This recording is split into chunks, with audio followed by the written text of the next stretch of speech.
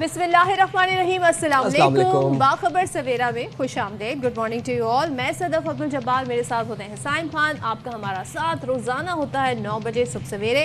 और भाई कल का दिन बड़ा तारीखी दिन था, बड़ा अहमियत का दिन था। और 2 साल बाद हमने देखा, वैसे तो अनाउंसमेंट हो गई थी, फायरबंदी सीज़ फायर हो गया था, लेकिन कल ऑफिशियल फिर साइन भी हुए शर्म एल शेख में तमाम जो ममालिक हैं जिन्होंने इसमें रोल प्ले किया। गज़ा मुआहदे पर उसके दस्तखत हुए और अमरीकी सदर और सालिस ममालिक के सरबराहान वहाँ पर मौजूद थे। लेकिन वहाँ पर जो कहते हैं ना, पूरी दुनिया के लिए एक बड़ा दिन था। दोस्त मुल्कों के ताउन से ये मुमकिन हुआ। और ट्रंप ने भी कहा कि उन्होंने माजी में भी कई मुआहदे किए, मगर ये रॉकेट शिप की तरह ऊपर गया है। सोचें 2 साल बाद जो सिचुएशन बनी। लेकिन वहाँ की हाईलाइट कल जो थी, अगर हम पाकिस्तान के हवाले से बात करें तो बड़ी डिफरेंट रही। और जिस तरीके से वज़ीर आज़म पाकिस्तान शहबाज शरीफ साहब का इस्तकबाल किया, जो गुफ्तगू रही डोनाल्ड ट्रंप की जानिब से, अच्छा, वो बड़ी इंटरेस्टिंग थी। तो आज वैसे ही कल वैसे ही बहुत तारीखी दिन था पूरी दुनिया के लिए, गाज़ा के लिए, फ़लस्तीन के लिए, फिर पाकिस्तान के लिए बड़ा दिन इसलिए था। कल जो हमने तासुरात, जो बॉडी लैंग्वेज, जो एक इंक्लाइन देखा डोनाल्ड ट्रंप का टुवर्ड्स पाकिस्तान, वज़ीर आज़म शहबाज शरीफ and field marshal Asim Munir साहब के लिए, इट वाज अनप्रेसिडेंटेड। उसकी मिसाल हमें नहीं मिलती। अच्छा सोचे, इतने सारे मुल्कों के लोग मौजूद हैं, लेकिन डोनाल्ड ट्रंप ने बुलाया किसको बात के लिए? शहबाज शरीफ साहब, हमारे वज़ीर आज़म शहबाज शरीफ साहब को। और शहबाज शरीफ साहब से उन्होंने फिर पूछा भी कि आपने जो बात कही थी बताएं। और वो कोई, और उन्होंने कहा मेरे जो फेवरेट फील्ड मार्शल हैं, मेरे जो फेवरेट फील्ड मार्शल हैं, उनके बिहाफ पे आप क्या कहना चाहेंगे? और बड़ा इंटरेस्टिंग उनका, आपको तो पता है डोनाल्ड ट्रंप का क्या अंदाज़े बयान है, आप खुद सुने, हम भी सुनते हैं। Prime Minister Sharif of Pakistan, and also I have to say my favorite field marshal from Pakistan, who's not here, but the Prime Minister is here, and you're going to give his regards. Where are you? There you go. Thank you very much. Do you want to say what you said to me the other day? Come, would you like to say what you said the other day? I think it was so nice. Please.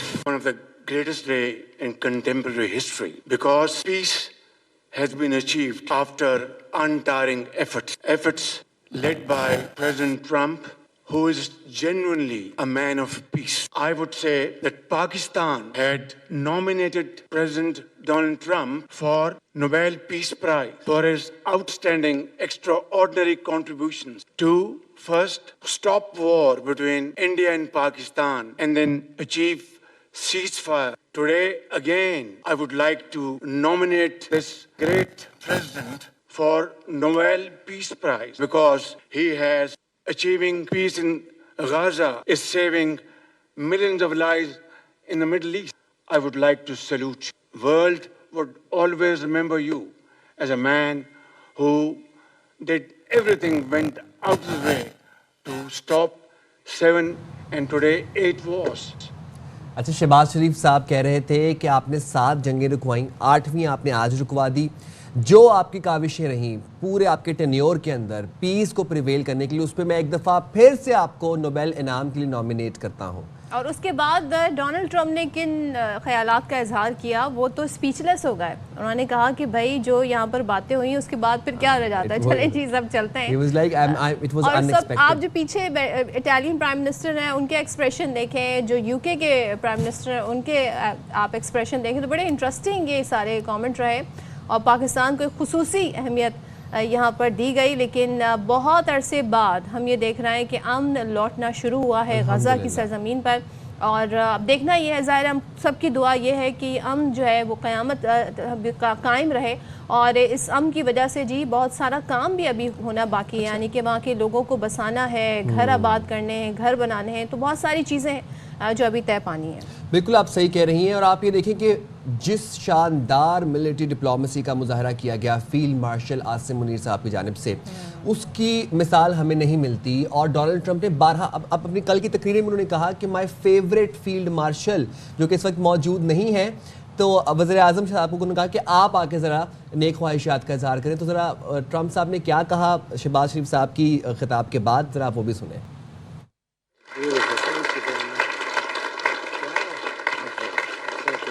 Very kind of you. Thank you. Wow, I didn't expect that. Let's go home. There's nothing more I have to say. Goodbye, everybody. That was really beautiful and beautifully delivered. Wow. Thank you very much.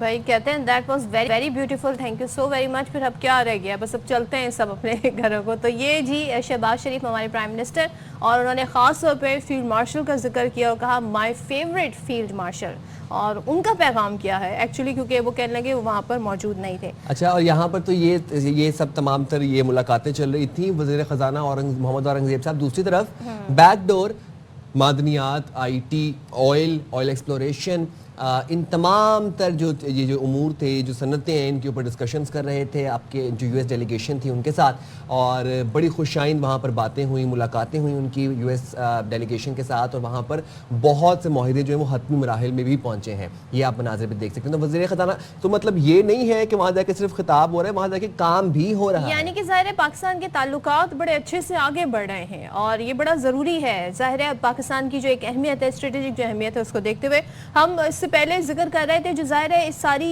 एक पूरा जो इस तकरीब का एक कहते हैं ना लुबे लबाब है, वो ये कि इसराइली दरिंदगी का शिकार फ़लस्तीनियों ने बड़े अरसे बाद सुख का सांस लिया है, और पहली बार ऐसा दिन भी गुजरा कि जिस दिन ना उन्हें धमाकों की गूंज सुनाई दी, ना अपने प्यारों के बिछड़ने पर चीखें सुनाई दी। तो यहाँ पर क्या तासुरात हैं, लोगों के चेहरे खुशी से खिल उठे हैं, अब लोगों के एक्सप्रेशन भी वहाँ पर देखने लायक हैं। तो जी फिर शामिल गुफ्तगू कर लेते हैं। साबिक वज़ीर ख़ारजा खुर्शीद कसूरी साहब हमारे साथ मौजूद हैं। बहुत शुक्रिया कसूरी साहब, आपने बाखबर सवेरा के लिए वक्त निकाला। कसूरी साहब, कल एक तारीखी दिन था, और हमने देखा कि जिस तरीके से डोनाल्ड ट्रंप और सालिस मुल्कों की सुपरविजन में ये अमन मुआहदा तय पाया, इस पर दस्तखत हुए, उसके बाद फिर यरगमाली रिहा हुए, 20 फ़लस्तीन ने रिहा किए, हमास ने रिहा किए, उसके बाद 1958 जो यरगमाली थे वो इसराइल की जानिब से रिहा किए गए। क़याम अमन के लिए कितना ये खुश आइंद मुआहदा है? देखिए, दो चीज़ें हैं। एक तो होता पीस प्लान, ये कॉम्प्रहेंसिव पीस प्लान नहीं है, इसमें काफ़ी मसाइल हैं, लेकिन जो देखने की बात है कि जो लोग चाह रहे हैं, जैसे पाकिस्तान की शुरू से ख्वाहिश है कि फ़लस्तीनी आज़ाद हों, और अब तो बात हो रही है 2 स्टेट सोल्यूशन की, तो वो तभी होगा अगर फ़लस्तीनी जिंदा रहेंगे और उनकी ज़मीन जो है वो कायम दायम रहेगी। पहले तो जो प्लान नज़र आ रहे थे उसके तनाजुर में देखें तो फिर आपको ये डेफिनेटली खुशाइन चीज़ लगती है। अगर आप एक अल्टीमेट पीस प्लान के नुक्ता नज़र से देखें तो इसमें बहुत सी खामियां हैं, लेकिन जहाँ तक ये है कि अगर जिंदा ही ना रहते, जो का प्लान था कि या मार दिए जाएंगे गजा से या उनको निकाल दिया जाएगा। प्रेसिडेंट ट्रंप के खुद अल्फाज थे कि ये रिवियरा बनाएगा, मिडल ईस्ट का रिवियरा बनेगा यहाँ। तो वहाँ जहाँ तक नेतन्याहू का ताल्लुक है, वो तो आवाज़ बुलंद कह रहे थे, कुछ छुपा के नहीं कह रहे थे कि वेस्ट बैंक को वो का अदगाम करेंगे। अगर ना वेस्ट बैंक रहता, ना बंदे रहते, तो रियासत आसमान पर नहीं बननी थी। तो उस लिहाज से देखें तो डेफिनेटली एक इम्प्रूवमेंट है, लेकिन ये फर्स्ट फेज है। इसको एक सीज फायर डेफिनेटली एक है जो कि बहुत ज़रूरत थी, इसको मैं क्वांटर प्ले नहीं करना चाह रहा, लेकिन एक बात है कि बड़ी अब मेहनत करनी पड़ेगी।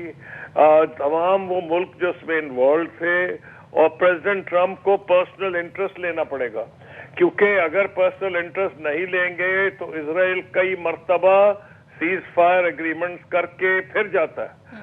अभी भी ये देखना है कि इनके क्योंकि बंदे अब घर आ गए हैं, अब इनका क्या रवैया है ये अगले कुछ दिन में नजर आ जाएगा। लेकिन I would like to welcome कि जो लोग बेचारे जिनकी फलस्तीनी जो आज़ाद हुए हैं उनको उम्र कैद हुई थी, कईयों को फांसियों की सजा भी हो गई। मुझे नहीं पता कि इजरायली लॉ में फांसी की इजाज़त है या नहीं, लेकिन उम्र कैद तो हुई थी। वैसे उनको इजाज़त कानून में हो ना हो, वो तो वैसी गोलियां मार के लोगों को ख़त्म कर रहे थे। तो उस लिहाज से मैं समझता हूँ डेफिनेटली खुश आइंद है लोगों का मिलना, बिछड़े हुओं का मिलना, लेकिन पीस प्लान इसको कहना अभी मैं नहीं समझता मुनासिब होगा, क्योंकि इससे पहले ऑस्लो आया, उससे भी पहले कैंप डेविड आया था। उम्मीद करनी चाहिए कि प्रेसिडेंट ट्रंप जितना पर्सनल इंटरेस्ट ले रहे हैं वो दोनों साइड्स पे प्रेशर डालते रहेंगे, क्योंकि एक बात तो है कि उन्होंने माफी तो मंगवाई है नेतन्याहू से। अब ये कोई छोटा काम नहीं था, नेतन्याहू किसी सूरत में माफी मांगने को तैयार होता ही ना, اگر اس پہ پریشر نہ پڑتا. لیکن انہوں نے اسرائیل کی پارلیمنٹ میں نیسٹ میں کھڑے ہو کے یہ بھی کہا ہے کہ اس سے زیادہ آپ کچھ حاصل جنگ کے ذریعے بھی نہیں کر سکتے. تو یہ ایک پازیٹیو چیز ہے کہ اگر اس سے زیادہ نہیں حاصل کر سکتے اور آپ امن چاہتے ہیں تو امن کے لیے وہی ہوگا جس طرف میں نشاندہی کر رہا تھا کہ آپ کو جامع پیس پلان کی ضرورت ہے، جو کہ اب امید ہے کہ کچھ دن میں شاید اس کے خد و خال سامنے آنے لگے. کانسٹنٹ ایک اوور واچ کی ضرورت ہے کہ کیا کس طریقے سے یہ جو پیس معاہدہ ہے اس پر عمل درآمد ہو، اور اس کے لیے ڈونلڈ ٹرمپ، آپ نے خود بھی کہا ان کا رول بڑا اہم ہے، باوجود اس کے کہ انہوں نے یہ بھی مانا کہ جی نتن یاہو مجھ سے ایسے ایسے ہتھیار مانگتے تھے، میں نے سب ہتھیار انہیں دیے ہیں. تو یہ بھی انہوں نے اس بات کا ایک طریقے سے کنفیشن کیا. لیکن اصل اب جو معاملہ ہے وہ یہ ہے قصوری صاحب کہ وہاں پر اس تعمیر نو ہونی ہے.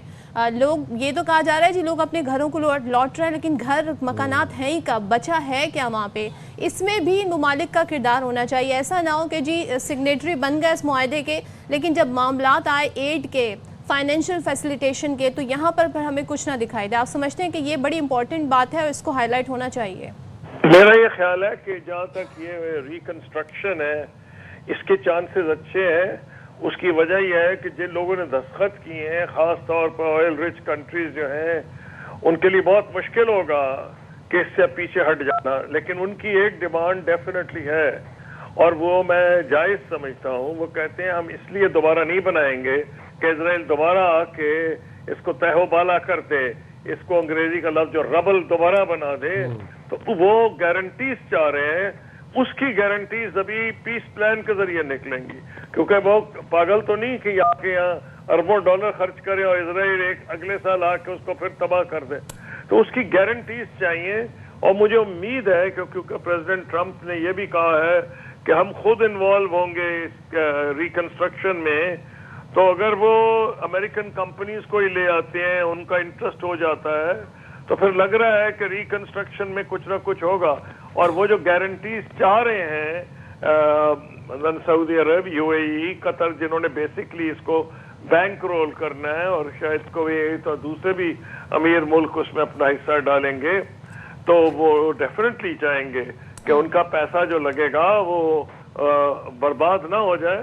تو میرا اسی لیے خیال ہے کہ کچھ اس میں چانسز مجھے اچھے نظر آ رہے ہیں کہ جو اگر امریکن کمپنیز انوالوڈ ہوتی ہیں ریکنسٹرکشن میں، جو کہ پریزیڈنٹ ٹرمپ انڈیکیٹ کر رہے ہیں، تو عام طور پر تو اس کو کرٹیسائز بھی کیا جا سکتا ہے. لیکن ان خصوصی حالات جو ہیں، مخصوص حالات جو ہیں، اس میں شاید یہ اچھی بات ہوگی کہ اگر امریکن کمپنیز آ جائیں اور ان کا کیپٹل بھی انوالوڈ ہو، تو ان کو بھی انٹرسٹ ہوگا. اپارٹ فرام انویسٹرز جو ہیں وہ تو ڈیفینیٹلی گارنٹی چاہ رہے ہیں، تو جو بیچ میں آئیں گے ان کا بھی پیسہ لگے گا، وہ بھی یہ چاہیں گے. ٹھیک ہے، تھینک یو سو مچ. خورشید قصوری صاحب ہمارے ساتھ تھے، پاکستان کے سابق وزیر خارجہ، اور ظاہر ہے پاکستان کی سیاست کو اور جو انٹرنیشنل جو سیاسی امور ہیں بڑی گہری ان پر نظر رکھتے ہیں. تو جناب یہ تمام تر صورتحال، اس سے پہلے شروع میں ہم ذکر کر رہے تھے کہ پاکستان بڑے ڈفرینٹ حوالوں سے اب پہچانا جا رہا ہے، اور بہت ہی اچھی اور پازیٹیو لائٹ میں پاکستان جو ہے اس کی پہچان بن رہی ہے. خاص طور پر بنیاد مرسوس کے بعد جو دنیا بھر میں پاکستان کو پذیرائی مل رہی ہے، اور جس طریقے سے فیلڈ مارشل سید عاصم منیر کا ذکر ہوتا ہے، خاص طور پر ڈونلڈ ٹرمپ جب بھی بات کرتے ہیں تو وہ ان کو مینشن ضرور کرتے ہیں. تو کل بھی ہم نے دیکھا جب شرم الشیخ میں تاریخی معاہدہ ہو رہا تھا، اس پر دستخط ہو رہے تھے، وزیر اعظم پاکستان بھی وہاں پر موجود تھے. خوشگوار ملاقات تو رہی، لیکن ڈونلڈ ٹرمپ نے ان کو صرف out of all present there, ان میں سے صرف انہوں نے ڈونلڈ ٹرمپ نے وزیر اعظم پاکستان کو ڈائس پہ بلایا اور ساتھ ہی کہا جی، اور بتایا کہ وہ کتنے بڑے مداح ہیں عاصم منیر صاحب کے. اور اپنے خطاب میں ان کا کہنا تھا جی کہ پاکستان سے میرے پسندیدہ فیلڈ مارشل یہاں موجود نہیں، لیکن وزیر اعظم موجود ہیں. تو کیا آپ ان کے بہاف پہ نیک خواہشات کا اظہار کریں گے؟ بالکل جی. تو یہ وہ ریزن تھی کہ وزیر اعظم شہباز شریف پھر ہی کیم فارورڈ، انہوں نے خطاب کیا. تو ڈونلڈ ٹرمپ سیڈ کہ میرے favourite field marshal Asim Munir صاحب اس وقت یہاں پر موجود نہیں ہیں. تو آپ ان کے بہاف پہ ذرا بات کریں. بات کر لیتے ہیں سابق سیکرٹری خارجہ اعزاز احمد چوہدری صاحب ہمارے ساتھ موجود ہیں. اعزاز صاحب، بہترین دفاع، سفارتی محاذ پر کامیابیاں، قیام امن سے متعلق کوششیں، ہم دیکھ رہے ہیں کہ دنیا پاکستان کے کردار کو سراہ رہی ہے. غزہ امن معاہدے میں پاکستان کی جو ایک کردار تھا، جو رول تھا، موجودگی تھی، وہ ایک واضح ثبوت ہے کہ کتنی بڑی کامیابی ہے یہ. پاکستان کے لیے، اور کیا پاکستان کا سافٹ امیج یہ اجاگر کر رہا ہے ورلڈ وائڈ؟ جی شکریہ. میں صدف صاحبہ کے اس ریمارک سے بالکل اتفاق کرتا ہوں کہ یہ تو سب سلسلہ جو مارکہ حق تھا اس سے ہی شروع ہوا، کیونکہ پاکستان نے بھی دیکھا، ہندوستان نے بھی دیکھا اور دنیا نے بھی دیکھا کہ کس طریقے سے ایک جارحیت کا مقابلہ کیا جا سکتا ہے، اور اس وقت سے ہی آپ نے دیکھا کہ پاکستان کا گراف جو ہے مسلسل اونچا جا رہا ہے. اور یہ یقیناً اس وقت بھی یہی ہوا کہ ویسے تو ڈونلڈ ٹرمپ صاحب صرف جو سننا چاہتے تھے اس کے لیے ان کو دعوت دی، اور انہوں نے وہ کہہ بھی دیا. میرے خیال میں اس میں کوئی حرج اس لیے نہیں ہے کیونکہ پاکستان کا بہرحال نام تو دیکھیں اتنے ملکوں کے درمیان ان کو جگہ مل رہی ہے، اور ہندوستان جو یعنی اپنے آپ کو اسرائیل کا دوست کہتا تھا، وہ آج اس پیس پلان میں کہیں نظر نہیں آ رہا. اس ہائی ٹیبل پہ پاکستان بیٹھا ہوا ہے. ترکی اور انڈونیشیا یعنی دو اور بڑے جو ملک ہیں ان کے ساتھ پاکستان کو شامل کیا گیا ہے، باقی تو عرب ملک ہیں. تو میں سمجھتا ہوں کہ ہمارے لیے ایک بہت ہی اچھا موقع ہے. اب ہم پہ یہ ڈپینڈ کرتا ہے کہ ہم اس کو استعمال کیسے کرتے ہیں. یہ پروفائل تو آپ کو مل گیا ہے، اور اس کی وجہ سے ملک میں سرمایہ کاری کے بھی آنے کے بہت چانسز ہیں. امریکہ سے بھی میں روز کوئی نہ کوئی خبر پڑھتا ہوں. کیا ہم اس سب چیز کو استعمال کر سکیں گے؟ اس کے لیے بہت خلط فوکس کرنے کی ضرورت ہے. جی اعجاز صاحب، جیسے آپ نے بھی مینشن کیا کہ پاکستان کے لیے بہت اچھی اپرچونٹی ہے، اور ہم یہ دیکھ رہے ہیں انڈیا ایک طریقے سے اس وقت آؤٹ کاسٹ ہے. انڈیا جس طریقے سے آئسولیشن کا شکار ہے، اور یہ بات ان کو ہضم بھی نہیں ہو رہی، ڈائجسٹ بھی نہیں ہو رہی ہے. لیکن پاکستان اپنی اس پوزیشن کو، چاہے وہ پاکستان کی اسٹریٹجک پوزیشن ہو، چاہے پاکستان کی یہ والی پوزیشن ہو جس میں وہ ایک اہم رول پلے کرتا ہوا نظر آ رہا ہے ڈفرینٹ سینیریوز میں، کیا ہم مزید اچیو کر سکتے ہیں؟ اس کو ہم اپنے لیے کیسے یوٹیلائز کر سکتے ہیں؟ دیکھیں، میں تو یہ سمجھتا ہوں کہ جیو پولیٹیکل محاذ کے اوپر پاکستان کی اس وقت کامیابی چل رہی ہے، چلتی رہے گی. ابھی ہندوستان نے ایک اور بہت بڑا وار کیا ہے افغانستان کو یعنی ایکٹیویٹ کر کے کہ بھئی آپ افغانستان کی طرف سے شرارت کی جائے، کیونکہ خود تو وہ اب نہیں سامنا کرنا چاہتے ہیں، بڑکیں تو لگا رہے ہیں. تو ہمارے لیے مشکلات تو ہیں. ہمارے لیے جو کرنا ہے ہمیں وہ یہ ہے کہ ہمیں ملک کے اندر اپنی گورننس کو بہتر کرنا ہے، کیونکہ اس ملک میں سرمایہ کاری اگر باہر سے اسی صورت میں آئے گی اگر یہاں ہم ماحول سازگار ہم بنائیں گے، اور اس کے لیے سیاسی استحکام بہت ضروری ہے. لیکن اس سے بھی زیادہ ضروری ہے کہ ہماری جو اقتصادی پالیسیاں ہیں اس کے اوپر یہ سارے سیاستدان جڑ جائیں کہ جناب ان میں کوئی تبدیلی نہیں آئے گی. یعنی حکومتیں بدلتی رہیں، آپ دیکھیں اٹلی میں بدلتی رہتی ہیں، نیدرلینڈز میں بدلتی رہتی ہیں، لیکن اقتصادی پالیسیاں نہیں بدلتی. اس سے کیا ہوتا ہے کہ سرمایہ کار نہیں آتے جاتے.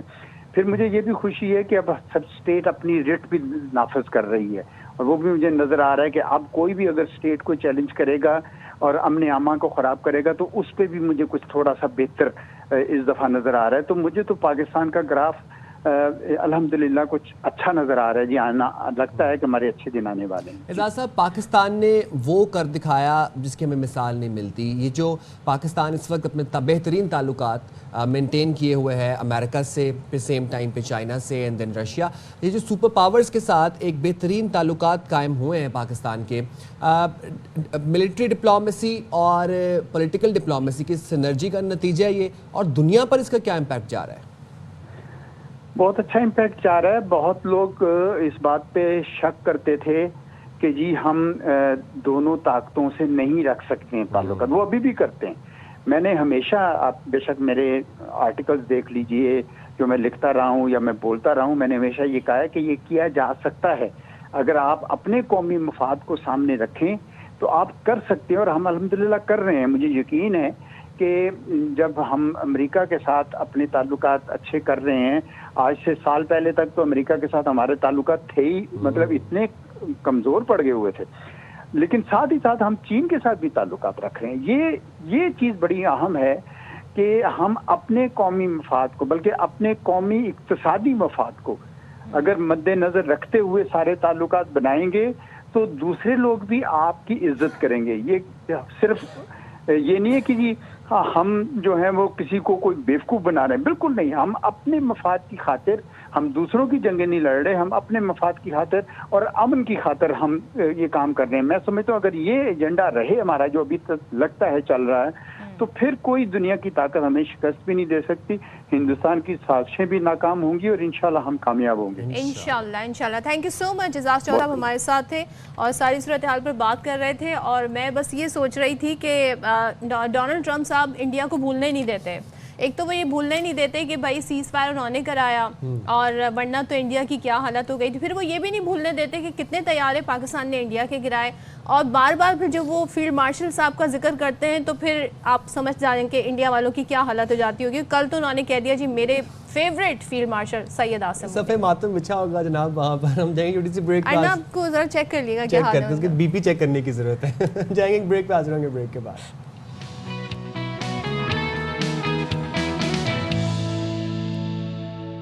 Welcome back once again. بات کریں گے جی پاکستان ساؤتھ افریقہ کے درمیان جو ٹیسٹ میچ جاری ہے لاہور میں. کل اس کا دوسرا دن تھا، اور اس سے پہلے ہم دیکھ رہے تھے بڑی پچ پر جی لوگوں کے تبصرے آ رہے تھے، کامنٹ آ رہے تھے سوشل میڈیا پر. لوگ کہہ رہے تھے بھائی اپنا ہوم گراؤنڈ ہے، کیوں نہیں پچ اپنے حساب سے بنائی. تو جناب پچ نے کمال دکھانا شروع کر دیا ہے، اور لاہور ٹیسٹ کا جو دوسرا ہی دن تھا وہ بڑا دلچسپ ہو گیا.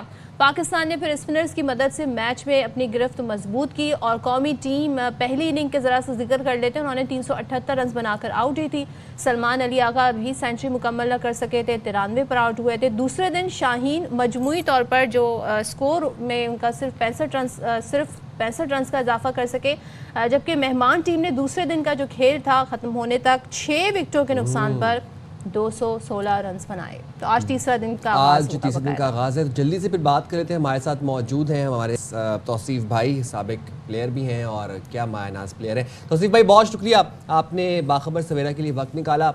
کیسے انالائز کر رہے ہیں اس تمام تر سیریز کو؟ اور پچ کے اوپر بڑے تبصرے کیے جا رہے تھے، اور یہ کہا جا رہا تھا کہ جو پچ ہے وہ ہمارے اسپنرز کو ہیلپ کرے گی نہیں کرے گی. آپ کا کیا انیشیل انالیسز ہے؟ نہیں بالکل ٹھیک، اور ظاہر ہے کہ ہوم ٹیم ایڈوانٹیج لیتی ہے، مگر وہ پچھلا والا جو ملتان میں ہم نے لیا تھا وہ تو ایکسٹرا آرڈنری تھا، اس لیے کہ وہ پچ جو ہے وہ بہت ہی مشکل ڈال رہی تھی. بٹ یہ پچ بیٹنگ کے لیے بڑی سازگار ہے، اور جبکہ میں سمجھتا ہوں کہ رنز پاکستان نے تھوڑے کم کیے ہی ہوں گے. آپ نے دیکھا کہ 15 یا 20 رنز پہ 4 5 وکٹس پاکستان کے بعد میں گر گئے، اور میرے حساب سے تو 500 کے اوپر چلا جانا چاہیے تھا کسی بھی صورت میں، اور نہیں کر سکے. بہرحال ان کے یہاں سے بولنگ بہت اچھی ہوئی ہے، اسپنر لے کے آئے ہیں، وہ سوامی آئے ہیں اور انہوں نے بڑی اچھی بولنگ کی. بٹ پاکستان نے رپلائی اچھا کیا. شروع میں وہ لوگ بہت اچھا کھیلے تھے، لیکن آئی تھنک میرا خیال ہے جس نے یہ پچ بنائی گئی تھی اس ابھی تک تو وہ ٹھیک ہے، لیکن اب ہمیں کرنا یہ ہے کہ ان کے 4 وکٹس باقی ہے، ایٹ لیسٹ کم سے کم 100 رنز کی ہم لیڈ لیں، اور اس کے بعد اگر جس طرح کا پچ کا بیہیویئر ہے، اگر 200 رنز ہم بنا لیتے ہیں تو 300 رنز 4تھ اننگ کے لیے بہت کافی ہو جائیں گے. بٹ یہ دیکھ لیں کہ ان کے پلیئر جو ہیں کھیلتے ہیں. ہمارا ایک ہی نعمان جو ہے اس نے ایکسٹرا آرڈنری بولنگ کی ہے، اور اب اس وقت تو یہ لگ رہا ہے کہ شاید حسن علی کو نہ کھلاتے تو اچھا تھا. بٹ ظاہر ہے کہ دیکھا لاہور کی پچ اکثر اس طرح کی کھیلتی ہے، بہت زیادہ خراب نہیں کھیلتی جس طرح کہ میں نے ذکر کیا ملتان کا. تو آئی تھنک 100 رنز کی اگر پاکستان لیڈ لے لیتا ہے، اپر ہینڈ ہے، تو یہ ٹیسٹ میچ جیت جائے گا. بالکل آپ نے صحیح کہا توصیف بھائی، کہ جب ہم بھی دیکھ رہے تھے کہ 313 پر 5 آؤٹ تھے، پھر 378 پر آل آؤٹ ہو گئے، پاکستان بڑی جلد بازی میں یہاں پر ہمیں اپنی وکٹیں جو ہے گواتا ہوا نظر آیا. ایک چیز میں جاننا چاہ رہی ہوں، بڑا اس پہ تبصرہ ہو رہا ہے جی کہ جب شان مسعود کھیل رہے تھے تو شان پولک نے بھی اس پر کامنٹ کیا کہ بھائی لوگ وہاں سے کہہ رہے تھے کسی طرح کیپٹن آؤٹ ہو تو بابر اعظم آئے. بابر اعظم آئے تو انہوں نے صرف 23 رنز اسکور کیے، جبکہ ٹیسٹ میں تو بھائی آپ جتنی ڈاٹ بال کھیل لیں کیا ہے، لیکن اسکور تو کر کے جائیں. تو یہاں پر یہ مجھے سمجھ نہیں آتا کہ ہم کیوں یہ نہیں دیکھ پاتے کہ جی کون سا پلیئر اس وقت اس کی امپورٹنس ہے، کس کی نہیں. تو بڑے میرے لیے بھی بڑا حیران کن تھا کہ جس طریقے سے ٹھیک ہے بابر کا ایک اپنا ریکارڈ ہے، بٹ سٹل ہمارے باقی پلیئرز اگر اچھا پرفارم کر رہے ہیں تو اپریسیشن تو بنتی ہے. نہیں بالکل، جو اوپننگ ہماری بہت زبردست ہوئی ہے. اور دیکھیں میں تو ایک چیز جانتا ہوں، ٹھیک ہے پبلک ہے، پبلک کچھ بھی کہہ سکتی ہے، اور ظاہر ہے पिछले 6 महीने और 8 महीने से हम यही देख रहे हैं कि 2 आदमियों पे बड़ी बहस हो रही है, जिसमें रिजवान तो रन्स किए हैं उन्होंने और बाबर अंडर प्रेशर थे, नजर आ रहा था उनका अंडर प्रेशर है। तो आपकी बात बिल्कुल ठीक है, लेकिन इसको मैं समझता हूँ कि ना किसी प्लेयर को लेना चाहिए, खास तौर पे शान मसूद को, कि लोग अगर इस तरह कर रहे हैं, इसलिए कि ये अवाम है, ये तो किसी के फेवर में बोलती है, लेकिन कुछ ज्यादा ही मेरा ख्याल है उनके फेवर में बोल रही है। आई थिंक आपकी बात बिल्कुल ठीक है, लेकिन ये इसको माइंड में रखेंगे तो फिर हम क्रिकेट नहीं खेल सकते ऑनेस्टली, कि हम बहुत मुश्किल वक्तों में भी इस तरह के होते हैं, इंडिया की इतनी पब्लिक हमारे अगेंस्ट हुई, मगर आपने ये जहन में डाल लिया तो फिर कुछ नहीं है। हाँ, अपने मुल्क में डेफिनेटली आप फेवर करें, लेकिन ऐसा भी नहीं जो जो कर रहा है रन्स उसके लिए तो बोल रहे हैं ठीक है बाबर हैं तो बाबर को चांस दिया है, अब आप बाबर कर लें जितना करना है, जितना बनाना है। बट आई थिंक उनके लिए काफी होमवर्क टीमों ने कर लिया और नजर आ रहा है हमें लेफ्ट आर्म स्पिनर पे भी, थोड़ा पेसर पे भी और ऑफ स्पिनर पे भी वो जो है उनको मुश्किलात हो रही हैं। बनस्बत आप देखें कि दूसरे जो आए उन्होंने खुली क्रिकेट खेली है, अटैकिंग क्रिकेट खेली है, स्विप कितने मारे हैं दोनों जो है रिजवान ने भी और आगा ने भी। तो आई थिंक मेरा ख्याल फेयरलेस खेलें, और जब आप फेयरलेस नहीं खेलेंगे तो समझ लें कि आप अंडर प्रेशर हैं, और अंडर प्रेशर आप आए तो ये फिर आवाम थोड़ी, ये तो सोचना चाहिए हमारी सिलेक्शन कमेटी को, इनको, कि अगर कोई नहीं करता तो गुलाम बाहर बैठे हुए हैं, ऐसी कौन सी बात है। इसमें पाकिस्तान में प्लेयर आते जाते रहते हैं। और तौसीफ भाई अब बताएं कि अब क्या स्ट्रैटेजी होनी चाहिए हमारी, क्योंकि आपने कहा था कि 100 रन की लीड रहेगी और भी रन बना सकते थे, अब स्ट्रैटेजी होनी क्या चाहिए? नहीं, स्ट्रेटजी सीधा आते ही आउट करें जल्दी, और मैं समझ रहा हूँ कि इस वक्त हमें टच में जो है वो ऑफ स्पिनर जो हमारे साजिद हैं वो हमें टच में नज़र नहीं आ रहे हैं। और इस वक्त यार कोचिंग करूँगा तो बड़ा अजीब, कोचिंग के लिए तो किसी को दिखाने के लिए तो हम लोगों को नहीं बुलाते, लेकिन उसमें थोड़े से फॉल्ट हैं। जाहिर है कुछ लोग कह रहे हैं शायद बीमार थे वो, तो अगर बीमार थे तो नहीं खिलाना चाहिए था भाई, बाहर बैठे हुए हैं और भी लोग बैठे हैं, नहीं खिलाते फिर। बट हो सकता है सेकंड इनिंग में भी करें, वो अच्छा बॉलर है, बट वो इम्पैक्ट नहीं छोड़ा जो कि लेफ्ट आर्म स्पिनर, जो कि ज्यादातर लेफ्ट हैंड बैट्समैन खेल रहे थे उनके, जो कि इजी होता है लेफ्ट आर्म स्पिनर थोड़ा सा, लेकिन नुमान ने बहुत ही उम्दा बॉलिंग की है। और ये होता है सिर्फ जब आप डोमेस्टिक में लंबी लंबी बॉलिंग करते हैं तो ये आपका हाथ जो है ना ये मशीन बन जाता है, और फिर आप ऐसा लगता है कि जो मजदूरी पे आए हुए हैं और बस बॉल कर दी, जो मजदूरी वाली बात है कि 30 40 ओवर करना। तो आई थिंक मेरा ख्याल है कि 100 रन की लीड आप ले लेंगे तो बहुत ही अच्छा होगा, जल्दी आन के आउट करें और विकेट्स गिराएं ज़्यादा से ज़्यादा। बहुत शुक्रिया तौसीफ भाई, आपने बाखबर सवेरा के लिए वक्त निकाला। मुत्थु स्वामी ने कल बड़ा जाना खेल पेश किया, 6 विकेटें आते साथ उन्होंने ली। भाई अब देखते हैं क्या हो सकता है, मजीद स्पिन करे विकेट पिच तो क्या होती है सूरत हाल, ये तो आने वाला वक्त बताएगा। ब्रेक लेते हैं, छोटा सा ब्रेक के बाद वापस आते हैं।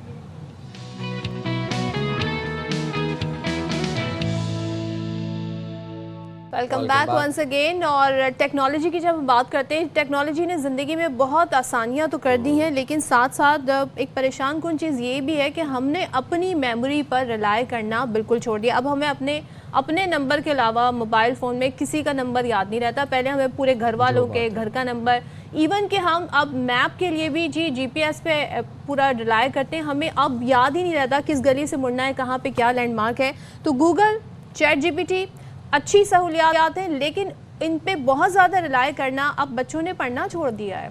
अब इवन के कैप्शन भी अगर आपने लिखना होता है तो आप उसको रिफाइन करने के लिए चैट जीपीटी। मुझे याद है कि हम जब यूनिवर्सिटी में पढ़ते थे तो असाइनमेंट्स मिलती थी 2000-3000 वर्ड्स की। जाहिर सी बात है लेफ्ट राइट से कहीं से 3000 अल्फाज तो पूरे करने होते थे। अब लेकिन खतरा हमें ये होता था कि प्लेजरिज्म ना पकड़ा जाए। चैट जीपीटी ने तो वो भी काम जो है वो आसान कर दिया, प्लेजरिज्म भी नहीं पकड़ा जाता है भाई, पूरा कॉपी करो पेस्ट करो, प्लेजरिज्म भी आपका 2% 3% आता है, कोई पकड़ नहीं सकता प्लेजरिज्म आपके असाइनमेंट के। चलें तो जरा बात कर लेते हैं कितनी परेशान सूरत हाल है। हमारे साथ मौजूद हैं डॉक्टर मरियम चुगताई, एजुकेशनलिस्ट हैं और farmer director national curriculum council हैं। Thank you so much doctor Maryam join करने के लिए। सबसे पहले तो बताइएगा कि हम पहले अपनी याददाश्त पे बड़ा रिलाय करते थे, और जाहिर है आपकी ब्रेन की एक्सरसाइज भी यही होती है, आपका ब्रेन भी एक्टिव तब रहता है, लेकिन अब हमने अपने दिमाग को, दिमागी सलाहियत को, अपनी क्रिएटिविटी को इस्तेमाल करना छोड़ दिया है। कितना ख़तरनाक है ये? जी अस्सलाम वालेकुम। अब मैं इसको ख़तरनाक नहीं समझती, क्योंकि ह्यूमन सोसाइटी में इस तरह का एवोल्यूशन बड़ी दफ़ा आया है, اور کیونکہ یہ ہمارے سامنے ہو رہا ہے تو اس لیے ہمیں تھوڑا سا لگتا ہے کہ یہ چینج ہے. لیکن آپ نے جیسے مثال دی کہ اب ہمیں فون نمبرز بھی یاد نہیں ہوتے، یا ہم میپس میں بھی گوگل میپس استعمال کرتے ہیں. لیکن اگر آپ سوچیں تو ایک زمانے میں پہلے میپس بھی لکھے ہوئے نہیں ہوتے تھے، لوگوں کو رستے زبانی یاد ہوتے تھے. آئی ایم شیور جب پیپر انوینٹ ہوا اور میپس بننے شروع ہوئے، یا آپ ایک اور مثال لے سکتے ہیں جو ہمارے ملک پہ زیادہ اپلائی کرتی ہے کہ جب ٹریکٹر آیا تو کیا کسانوں نے یہ کہا کہ یہ ہمیں لیزی کر دے گا؟ ایسے نہیں ہے. ٹیکنالوجی کو ہمیشہ ایسے دیکھنا چاہیے کہ اگر تو ٹیکنالوجی آپ کو ڈپینڈنٹ اور لیزی بنا رہی ہے کہ آپ اس کے بعد محنت کرنی چھوڑ دیں اور آپ کہیں کہ سارا کام ہی جو ہے یہ ٹیکنالوجی ہی کرے گی، تو واقعی ٹیکنالوجی آپ کی جابز لے لے گی. لیکن اگر آپ اس ٹیکنالوجی کو استعمال کر کے اس لیول پہ اپنی پروڈکٹیوٹی کو لے جائیں، اپنی پرفارمنس کو لے جائیں جو آپ ٹیکنالوجی کے بغیر نہیں کر سکتے تھے، تو اس حساب سے ٹیکنالوجی ایک بہت اچھی چیز ہے. اب یوں سمجھے کہ جیسے کیلکولیٹر آنے سے اگر آپ نے مینٹل میتھ کرنی چھوڑ دی ہے تو واقعی ایک دن آپ کسی اکاؤنٹنٹ کی جاب تک شاید نہ پہنچ سکے. لیکن اگر آپ مینٹل میتھ آپ کی اسٹرانگ ہے لیکن آپ کیلکولیٹر کا استعمال کر کے ایک بہت ہائی لیول تک جا سکتے ہیں، بہت کمپلیکیٹڈ چیزیں بہت جلدی کر سکتے ہیں، تو دنیا کی سب سے زیادہ جو highest level finance, chartered accountancy کی جابز ہیں وہ آپ کے لیے سوٹیبل ہے. اے آئی بھی اسی طرح ہے میری نظر میں. اچھا ڈاکٹر صاحبہ، ویسے آپ کو نہیں لگتا کہ آپ کی بات بالکل بجائے کہ ٹیکنالوجی کا ابیوز جو ہے وہ ایک الگ چیز ہے، بٹ بچوں نے بہت زیادہ ریلائی کرنا شروع کر دیا اے آئی پہ. آپ کی اسائنمنٹس، آپ کی پریزنٹیشن سب ایک پرومپٹ کے اوپر بن رہا ہے، اینڈ دین اگین پھر وہی بات کہ اس میں کوئی پلیجرزم بھی نہیں ہوتا، تھوڑا بہت چینجز ہوتے ہیں، اس کے بعد پرنٹ نکلتا ہے، وہ سبمیشن ہو جاتی ہے. بہت زیادہ ریلائی کریں، تخلیقی صلاحیات معاف ہو رہی ہیں، کریٹیکل تھنکنگ نہیں رہ گئی. دیکھیں یہ تو آپ کے ایجوکیشن سسٹم پہ کامنٹری ہے نا. دیکھیں آپ اگر کہیں کہ جب انٹرنیٹ آیا تھا، میں ایٹ لیسٹ اس زمانے سے ہوں جب کمپیوٹر پہلے نہیں تھے اور پھر کمپیوٹرز ہر گھر میں آئے اور پھر انٹرنیٹ آیا اور گوگل آیا، تو اگر آپ یہ کہیں کسی بچے کو کہ تم نے شروع میں وہ ٹائم لگتا ہے کہ آپ کے پاس، اب پہلے آپ کو لائبریری میں جا کے 10 کتابیں کھول کے پھر وہ ریسرچ بنانی پڑتی تھی. اب ساری دنیا کی ہارورڈ لائبریری میرے فون میں موجود ہے. اسی زمانے میں ہارورڈ یونیورسٹی جا کے آپ کو ریسرچ کرنی پڑتی تھی. آج ہارورڈ لائبریری آپ کے فون میں تمام تر لائبریری آپ کو ایکسیسیبل ہے. تو اس کا یہ مطلب نہیں ہے کہ آپ کہیں کہ انٹرنیٹ کا کنیکشن کاٹ دو کیونکہ بچے جو ہیں وہ انٹرنیٹ سے پلیجرائز کر کے کر رہے ہیں. اگر آپ کا امتحانی نظام جو ہے وہ بچے کا صرف رٹے کا امتحان لے رہا ہے، تو واقعی اس امتحان میں بچے نے انٹرنیٹ سے کاپی پیسٹ کر کے لگایا، بے شک پلیجرائز ہی لگایا، تو وہ تو پرابلمیٹک ہے. اے آئی بھی اسی طرح ہے. جب انٹرنیٹ آیا تو لوگوں نے اس طرح سے جو تاریخیں یاد کرتے تھے، جو ہمارے ہسٹری وغیرہ کے امتحان ہوتے تھے جس میں ہم نے رٹ کی چیزیں یاد کی ہوتی تھی، تو وہ سب آؤٹ ڈیٹڈ ہو گیا. اے آئی نے انٹرنیٹ سے بھی 10 گنا بڑی ڈسرپشن کی ہے ایجوکیشن میں. وہ ڈسرپشن یہ ہے کہ اب انالیسز بھی ٹیکنالوجی کر سکتی ہے، اور اس کی وہ آپ کی بات ٹھیک ہے کہ وہ پلیجرائز بھی نہیں ہوتا، وہ انالیسز بھی، آپ اس انالیسز کو اپنے ساتھ. اب تعلیمی نظام کو بچوں کو سکھانا ہے کہ وہ اس انالیسز میں اپنا رول پلے منفرد کریں. اوپینین. ڈاکٹر مریم، ہم چاہیں گے کہ آپ ہمارے ساتھ رہیں، شو کا حصہ رہیں. یہاں پر ہم ایک بریک لیں، بریک کے بعد واپس آئیں گے تو پھر یہیں سے گفتگو کو کنٹینیو کریں گے.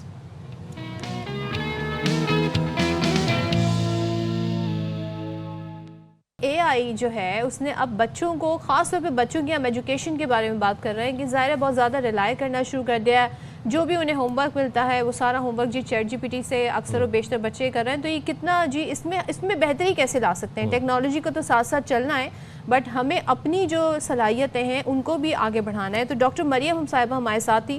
ڈاکٹر مریم صاحبہ، ہم کنٹینیو کرنا چاہیں گے وہیں سے جہاں پہ گفتگو کا سلسلہ ٹوٹا تھا. ظاہر ہے وقت کے ساتھ، وقت کی ضرورت ہے کہ ٹیکنالوجی کے ساتھ چلا جائے، لیکن کیا ہمارے اسکولز میں، ہمارے ایجوکیشن سسٹم میں اس بات کا احساس ہے کہ بھائی ہمیں ان دونوں چیزوں کو انکارپوریٹ کرنا ہوگا، یا ابھی ہمیں بہت سارے مائل سٹون اچیو کرنے ہیں؟ ابھی تو ہمارے ایجوکیشن سسٹم، ہمارے کیریکولم کو بھی دیکھیں تو وہ ابھی تک اپڈیٹ بھی نہیں اس طریقے سے جس طرح سے ہونا چاہیے. آپ نے بہت اچھا نقطہ اٹھایا، کیونکہ ہمارا تعلیمی نظام اس وقت اس زمانے پر چل رہا ہے جب تعلیمی نظام سے صرف فیکٹری ورکر نکالنے کا، انڈسٹریل جو ایرا تھا اس زمانے کا تعلیم. ویسٹ میں ایون ہمارے نیبرہڈ میں چائنا، انڈیا، ان سب جگہوں پر وہ تعلیمی نظام میں بہت میجر چینجز آ چکی ہیں. لیکن پاکستان میں آج بھی رٹے کا نظام تو چل ہی رہا تھا، لیکن اے آئی کے بعد دنیا جیسے بدل گئی ہے. جو بچے آج اسکولوں میں ہیں وہ 2045 میں جاب مارکیٹ میں آئیں گے، اور 2045 میں جو لوگ جاب مارکیٹ میں آئیں گے جن کو کچھ انڈرسٹینڈنگ نہیں ہوگی کہ اے آئی کا استعمال کر کے اپنی کرنٹ پروڈکٹیوٹی سے 100 گنا آگے آپ کیسے جا سکتے ہیں، ان کی سوچ ہی ٹوٹل اس وقت اس حد تک محدود کر دی گئی ہے کہ آپ اے آئی استعمال کر کے پیپر دے دیں گے تو نمبر آ جائیں گے، اور تعلیمی نظام اڈیپٹ ہی نہیں کیا اس چیز کو. تو آج سے 20 سال بعد یا 15 سال بعد جب یہ جاب مارکیٹ میں آئیں گے تو یہ وہ کام بھی نہیں کریں گے جو کمپیوٹرز کر سکتے ہیں. مثال کے طور پہ آج اگر آپ کو ایک کوئی بندہ ملے جو آپ کو ہاتھ سے ہینڈ رائٹ کر کے دے سکے، اس ایسے بندے کی اتنی ضرورت نہیں انلیس وہ کوئی خوش خطی کا اس کا ٹیلنٹ ہو، کیونکہ اب ہر شخص ٹائپ کرتا ہے. تو اسی طرح آپ سوچیں کہ اے آئی دنیا کو ایک بہت نیکسٹ لیول پر لے کر جا رہی ہے. جس قسم کی جابز 2045 میں ہوں گی، ٹیکنالوجی ان سب کو ایبزارب کر جائے گی. پاکستانی ایجوکیشن سسٹم بالکل بھی اس پہ آنکھیں بند کر کے بیٹھا ہے. نہ ہمارے ٹیچرز کو سکھایا جا رہا ہے کہ انہوں نے جیسے اگر اے آئی سے وہ ایک لیسن پلان 5 منٹ میں بنا سکتی ہیں، تو ان کو یہ فیسلٹی نہ دی جا رہی ہے یا نہ سکھائی جا رہی ہے، بلکہ ایک نیریٹو ہے کہ جی اے آئی سے آپ الٹا لیزی ہو جائیں گے. بلکہ it needs to be totally radically different. And ایک جو بہت امپورٹنٹ ایسپیکٹ ہے اے آئی کا، کہ اے آئی آپ کے جو پہلے ایک ٹریڈیشنل بیریئرز تھے، مثال کے طور پہ زبان کا بیریئر، کہ آپ لسانی طور پہ اگر کوئی بچہ انگلش میڈیم اسکول سے نہیں نکلا لیکن اس کی سوچ بہت بڑی ہے، اس کے آئیڈیاز، اس کے انالیسس، اس کی جو کریٹیوٹی بہت وہ A+ لیول کی ہے، لیکن کیونکہ وہ انگریزی میں نہیں بول سکتا تھا تو وہ اپنے آئیڈیاز آگے پہنچا نہیں سکتا تھا. اے آئی کے ساتھ ایسے بچے جو نہایت ٹیلنٹڈ ہیں، وہ لسانی طور پہ کسی طرح سے ان کو بیریئر نہیں رہے گا. اور یہ ایک بہت بڑی اچھی ڈسرپشن ہے، کیونکہ آپ امتحان لیتے CSS کے امتحان میں بات ہوتی ہے کہ اگر آپ انگریزی بول سکتے ہیں تو آپ کے زیادہ نمبر ہے، چاہے آپ کا اینالیٹک ابیلٹی نمبر 1 پہ ہو یا نہ ہو.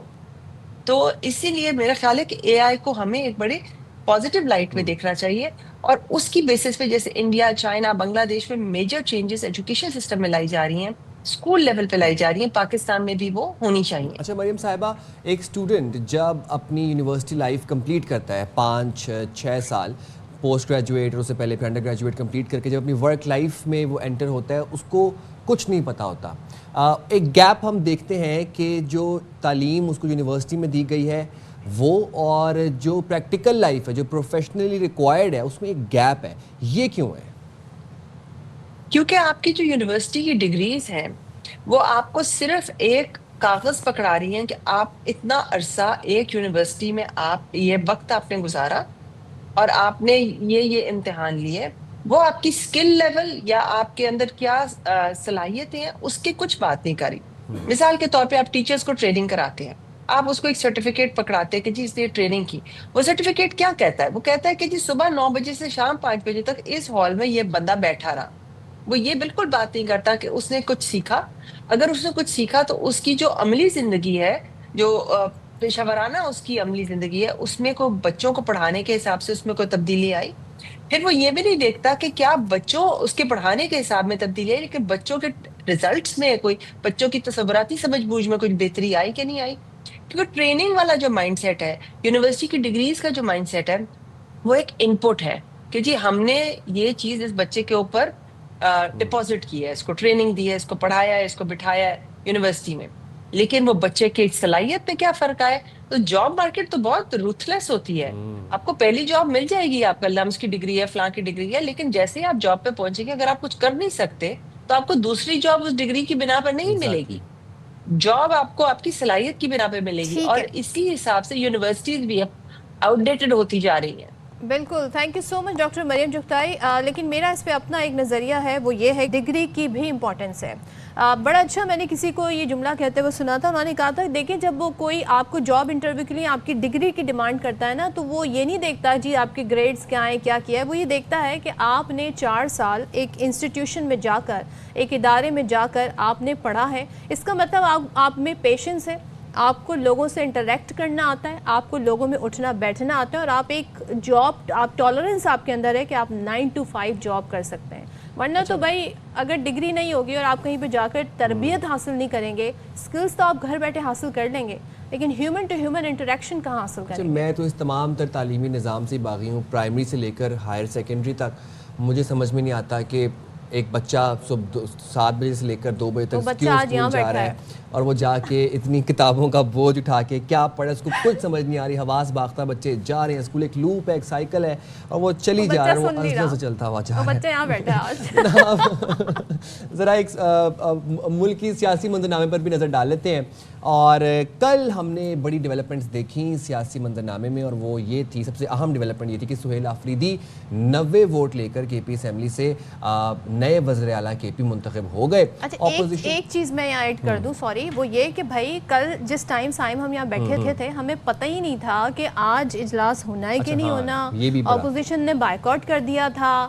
اب کورم پورا ہونا ضروری ہے کسی اجلاس کے کنٹینیو ہونے کے لیے، بٹ کیونکہ یہ جو حکومتی ارکان ہیں ان کے نمبرز ہی اتنے زیادہ ہیں کہ کورم کا مسئلہ بھی نہیں ہوا. بالکل کورم کا مسئلہ بھی نہیں ہوا. اب 93 کی تعداد تھی، 90 ووٹس ملے، اور 3 جو اسمبلی کے ممبران تھے وہ ملک سے باہر تھے.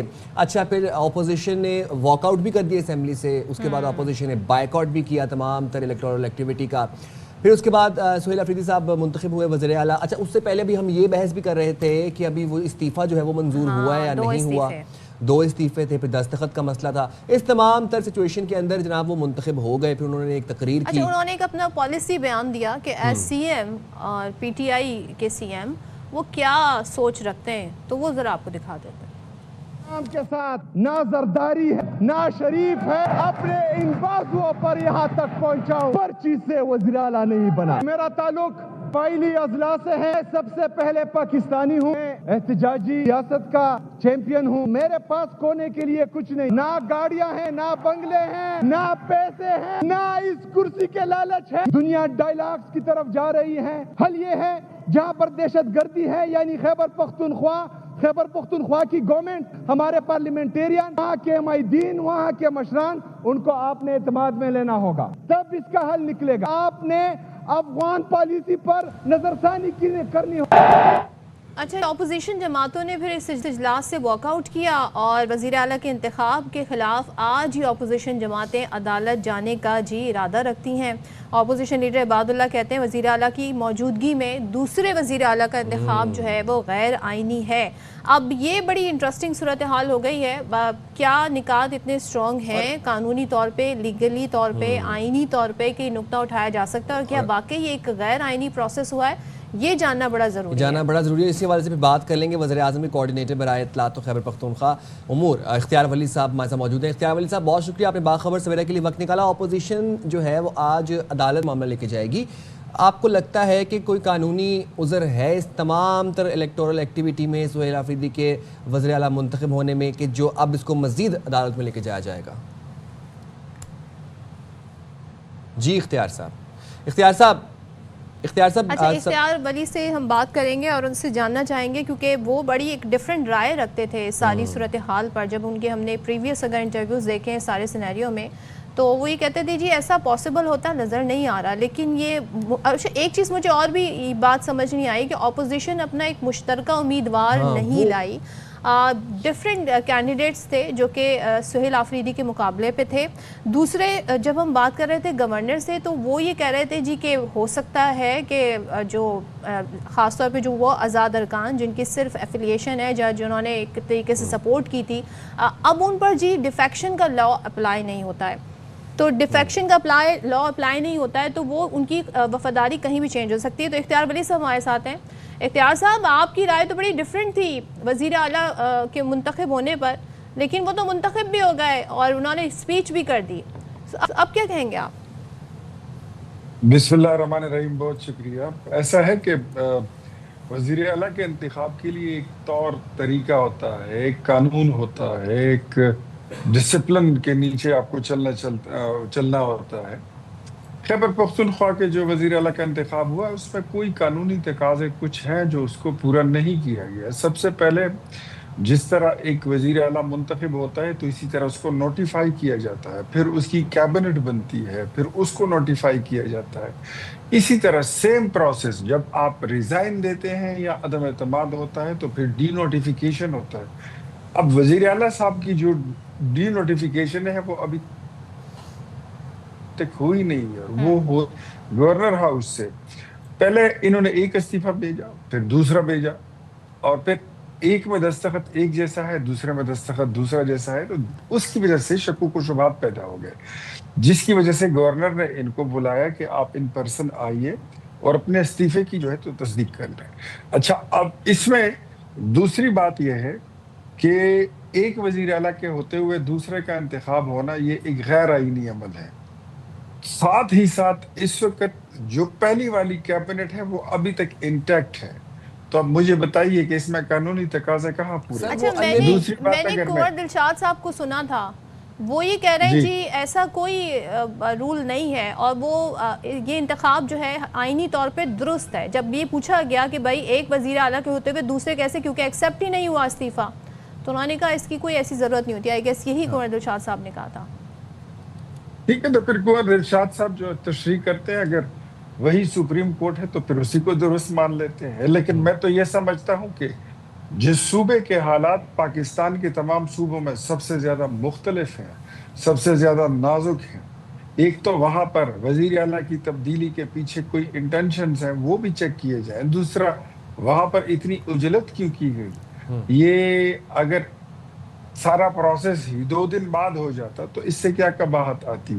दूसरा, आपने बात की मैंडेट की या कि वोट, गवर्नर साहब ने कहा कि डिफेक्शन क्लॉज जो है तो वो वहाँ के मेंबरान पे लागू नहीं होता, तो उसके बावजूद ये क्या हो गया। मैं आपको बताता हूँ, और दिलशाद साहब से ये भी मालूम कर लीजिए कि इलेक्शन का पहला उसूल ये है कि आपने वोटर को फ्री एंड फेयर माहौल फराहम करना होता है। यहाँ पर तो इन्होंने सारे एमपीएस को अपने सीएम हाउस में बंद किया हुआ था 5 दिन, और उनको बाहर वो निकलने नहीं दे रहे थे। तो इसका तो मतलब ये है कि आपने मेंबरान असम्बली को हब्से बेजा में रखा हुआ था। चलिए, जो हो गया गैर कानूनी वो तो आपने कर लिया। अब हम अगर दुरुस्त हैं तो हमें हाई कोर्ट रिलीफ दे देगा, अगर हम गलत हैं तो आपका इंतखाब का तरीक़ेकार पर ठीक है, वो भी पता चल जाएगा। लेकिन अब आगे क्या होगा? वज़ीर आला का इंतखाब तो लोग इसलिए करते हैं कि सूबे के मसाइल हल हो जाए।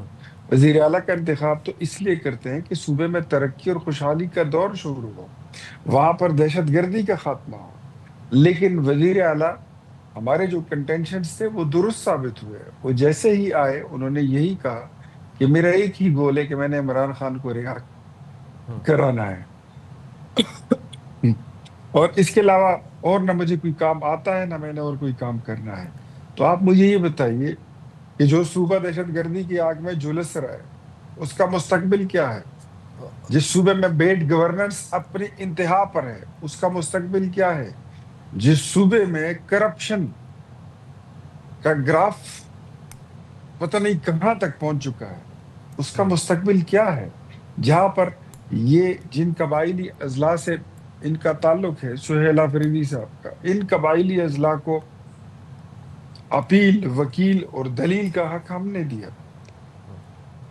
खैबर पख्तूनख्वा में 13 साल से पीटीआई की हुकूमत है। पीटीआई ने वहां पर पूरे तमाम कबाइली अजला में कोई एक सिंगल अस्पताल नहीं बनाया, कोई एक सड़क नहीं बनाई, कोई एक स्कूल, कोई एक कॉलेज। आपके इम्पोर्टेंट पॉइंट है और उनका पॉलिसी बयान भी हम डिस्कस करेंगे। इख्तियार साहब, एक चीज़ बताइएगा, आपने कहा 2 दिन इंतज़ार कर लेते, 2 दिन में ऐसा क्या हो जाता? और जब अली अमीन गंडापुर साहब फ्लोर ऑफ द हाउस आकर बता देते हैं जी कि मैंने इस्तीफ़ा भेज दिया है, तो अब तो इस्तीफ़ा सोशल मीडिया पर भी सबके सामने आ गया है और ख़ुद उनका बयान भी हमारे सामने फ्लोर ऑफ द हाउस आ गया है, तो फिर क्या ये वेट कितना रह जाएगा आपके इस बयान पर, या जो आप जो नुक्ता लेके अदालत जाना चाहते हैं? देखिए, मैं آپ کو بتاؤں، اب عدالت اس کی تشریح کر دے کہ اگر فرض کیا گورنر کا استعفیٰ منظور کرنا نہ کرنا اتنا ہی غیر ضروری ہے، تو پھر یہ استعفیٰ گورنر کے پاس بھیجتے کیوں ہیں؟ بھیج دیتے پھر کسی جامع مسجد کے پیش امام کے پاس بھیج دیتے 800 نمبر کون سا ہے، 4 ہے کہ چور ہے، اس کے پاس بھیج دیتے، وہیں سے پھر اس کی تصدیق کرا لیتے، وہیں سے استعفیٰ منظور کرا لیتے۔ اب حلف بھی ان کو لینا ہوگا، تو اگر حلف لینا ہے تو اس کے پاس کہاں جانا ہے؟ اپنے گورنر کے پاس ہی جانا ہے۔ گورنر کی اپنی ایک آئینی ذمہ داری ہوتی ہے، آپ اس کو رول آؤٹ کر نہیں سکتے۔ تو لیٹ سی کہ آپ نے کیا کیا ہے، پھر ہوگا کیا۔ اختیار صاحب، لیکن آپ نے ابھی آپ نے ایک بات کی کہ وزیر اعلیٰ کا انتخاب اس لیے کیا جاتا تھا کہ صوبے میں خوشحالی آئے، وہاں پر ترقی ہو، ریفارمز ہو۔ کل جب سہیل افریدی صاحب فلور آف دا ہاؤس پہ خطاب کر رہے تھے تو انہوں نے ایک بڑا کلیئر موقف اختیار کیا۔ انہوں نے کہا کہ دہشت گردی کے خلاف آپریشن عوام اور ان کے نمائندوں سے پوچھ کے ہوگا، اور میرے ہوتے ہوئے کوئی آپریشن نہیں ہوگا۔ ان کے اس موقف کے اوپر آپ کی کیا رائے ہے؟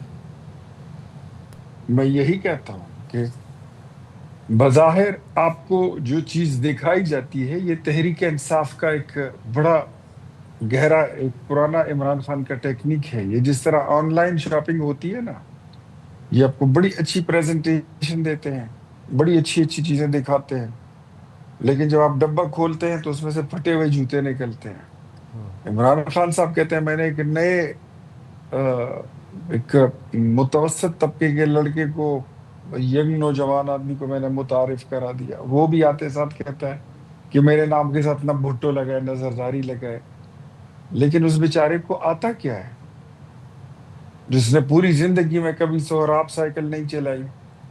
آپ نے اس کو بوئنگ 777 پہ بٹھا دیا، آپ نے اس کو F-16 پہ بٹھا دیا، کیا ہوگا اب اس کا؟ گراس روٹ لیول سے کچھ کریڈٹ جو ہے وہ بنتے ہیں کہ گراس روٹ لیول سے جو ہے وہ لوگ آ کر آج سیاست کا حصہ بن رہے ہیں۔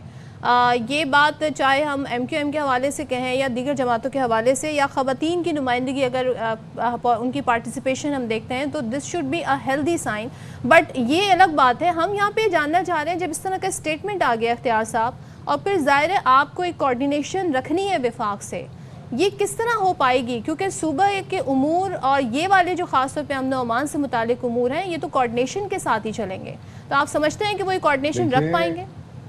میں یہی آپ کو کہہ رہا ہوں کہ ان کا جو طرح امتیاز ہے، جو ان کا سٹائل ہے، جو ان کا گول ہے، وہ کوارڈینیشن رکھنا نہیں ہے۔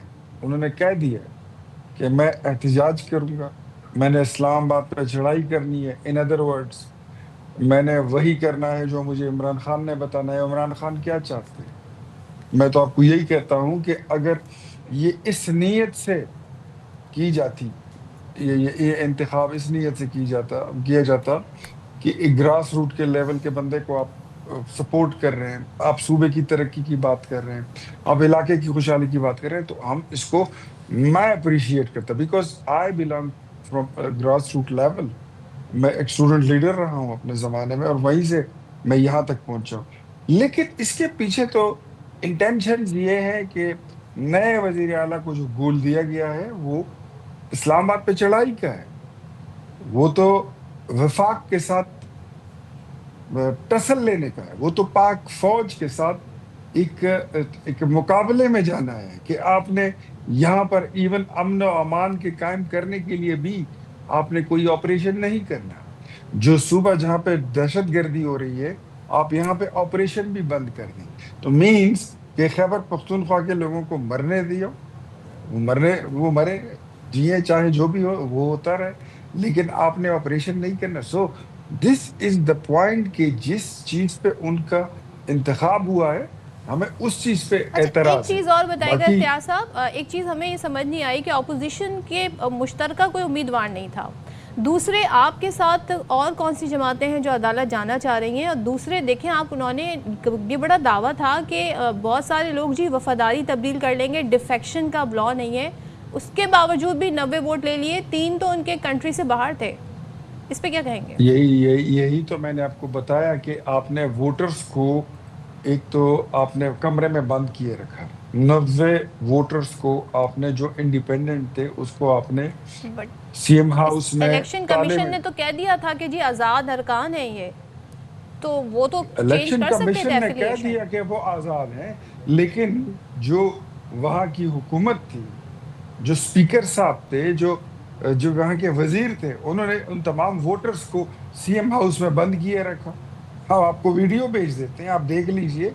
उन्होंने 5 दिन 8, 9, 10, 11, 12 और 13 5 दिन या 4.5 दिन अपने कमरों में महबूस गुजारे। वो तो आपसे बेजाम थे। वोटर को तो फ्री एंड फेयर माहौल मिला ही नहीं है, वरना हम ये समझते हैं कि ये जो आज़ाद उम्मीदवार हैं, इनसे ज़्यादा कुछ लोग ऐसे हैं जो इमरान खान की पॉलिसीज़ के साथ कभी भी इत्तेफाक नहीं करते। उनको मालूम है कि इमरान खान विफाक के साथ, रियासत के साथ टक्कर लेने की बात करते हैं। वो इस सूबे को नुकसान पहुंचा रहे हैं, वो पाकिस्तान को नुकसान पहुंचा रहे हैं। लेकिन अब ये होगा नहीं। भले वजीर आला इनका इंतखाब हो गया है, वो हो गया, लेकिन ये होगा नहीं। पाकिस्तान को यकजा रखेंगे, चारों सूबों को यकजा रखेंगे एट एनी कॉस्ट। जो इनके अज़ाइम खराब हैं, बुरे हैं, पाकिस्तान के खिलाफ हैं, उसको कभी इंशाल्लाह पाए तकमील तक चलिए लेट्स सी क्या होता है। थैंक यू सो मच इख्तियार वली खान साहब हमारे साथ, बहुत शुक्रिया आपका। चलिए जी, यहाँ पर हम ले रहे हैं छोटा सा ब्रेक के बाद वापस आते हैं। Stay right there with us.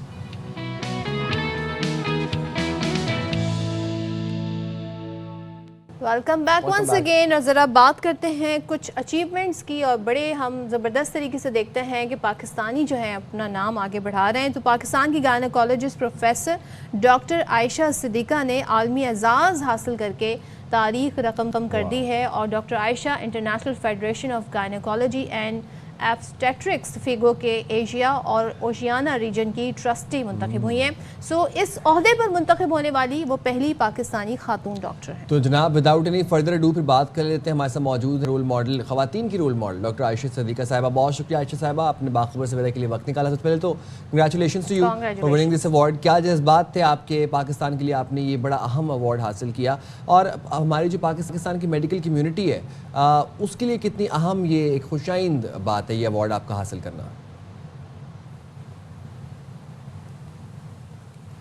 सबसे पहले तो मैं ARY टीम की बहुत शुक्रगुजार हूँ कि आपने मुझे ये ऑनर दिया, और अल्लाह ताला की मेहरबानी, मेरी डॉक्टर कम्युनिटी, मेरी फैमिली, और सबसे ज़्यादा college of physician and surgeon of Pakistan के प्रोफेसर खालिद मसूद गोंदल साहब, और हमारी SOGP की past president professor Razia कुरेजो and professor अजीज़ुन्निसा Abbasi, इन सब की मैं शुक्रगुजार हूँ कि उन्होंने मुझे इनकरेज किया।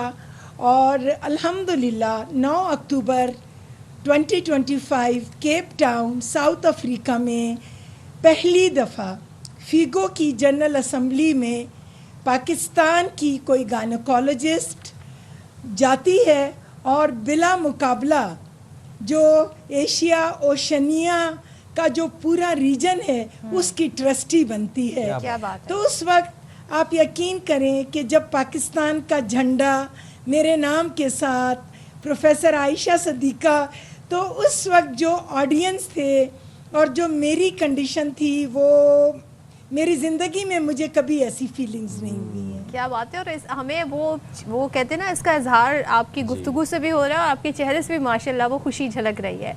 सो डॉक्टर आयशा के लिए हम ये ज़रूर बताएंगे कि इनका ताल्लुक़ बलूचिस्तान के ज़िला किला अब्दुल्ला और बादिज़ई कबीले से है, और ज़ाहिर है उनकी कामयाबी सिर्फ बलूचिस्तान की ही नहीं बल्कि पूरे पाकिस्तान के लिए बाइस फ़ख्र है। थोड़ा सा हमें ज़रा तरीका इंतखाब बताइएगा कि वो किस तरह से हुआ, कितने वोट दरकार थे, क्या मराहिल थे जो आपने तय किए? असल में देखिए, मैं आपको बताऊं, फिगो 1954 में इसकी बुनियाद जेनेवा में पड़ी थी, और इसकी जनरल असम्बली में 142 कंट्रीज़ के जो गायनेकोलॉजिस्ट एंड ऑब्स्टेट्रिशियन की जो नुमाइंदा जमात होती है, जैसे पाकिस्तान में ये जमात society of obstetrician and gynaecologist है, जिसकी मैं प्रेसिडेंट इलेक्ट हूँ। और मैं ये बताना ही भूल गई कि मेरी एक बहुत ही ऑनहार स्टूडेंट डॉक्टर साइमा ज़ुबैर, मुझे इन चीज़ों का इतना ज़्यादा इल्म नहीं था, तो मुझे ये बताया गया कि पाकिस्तान को इस दफ़ा जनरल असम्बली के इलेक्शन में आना है। आप यकीन करें, जो हमारे सीनियर गायनोकोलॉजिस्ट थे, हमने ये मशवरा किया हम उनका नाम देंगे, लेकिन जब उनसे बात हुई लाहौर में, कराची में, एबटाबाद में, तो उन्होंने कहा कि ये इलेक्शन कई बार कई ममालिक के जो नुमाइंदे हैं वो हार चुके हैं। अच्छा। अब मैं नाम नहीं लूँगी एक कंट्री का, उनकी रिप्रेजेंटेटिव 3 दफ़ा ये हार चुकी हैं। तो मैंने कहा देखें, मेरी इतनी तो इंटरनेशनल रिकॉग्निशन नहीं है। तो मुझे बताया गया कि नहीं, पाकिस्तान के नाम के लिए आपका नाम ज़रूर जाएगा, चाहे हम हारते हैं चाहे हम जीतते हैं।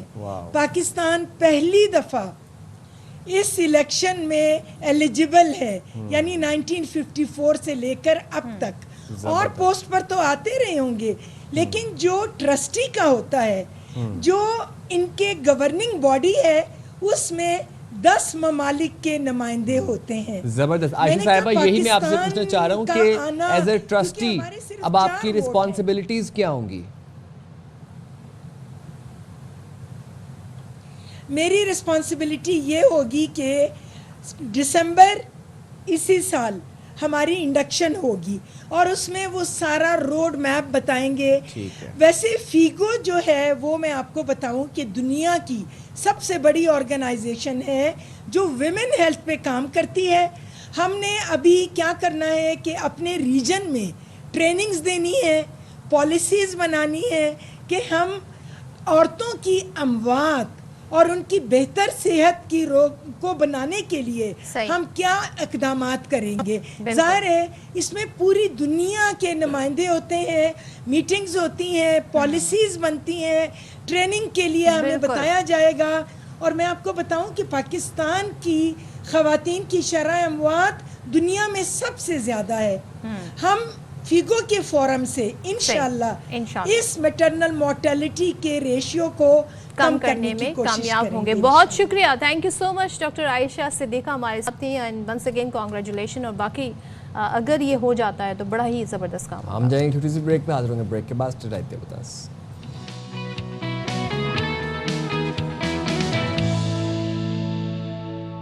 तो जनाब, अब आने वाली है सर्दियाँ। हल्की हल्की कराची में तो खैर पता नहीं कब आएगी, लेकिन बाकी सूबों में शायद इंतजार फरमाइए। हाँ जी, आने वाली है। और अब जैसी सर्दियाँ आने वाली होती हैं तो हर किसी का जो एक डिवोटेड फैशन फॉलोवर होता है ना, वो बाहर निकल आता है, फैशनिस्टा बाहर निकल आता है। क्या ओवर साइज कपड़े चलते हैं, क्या डेनिम की जैकेट्स चलती हैं।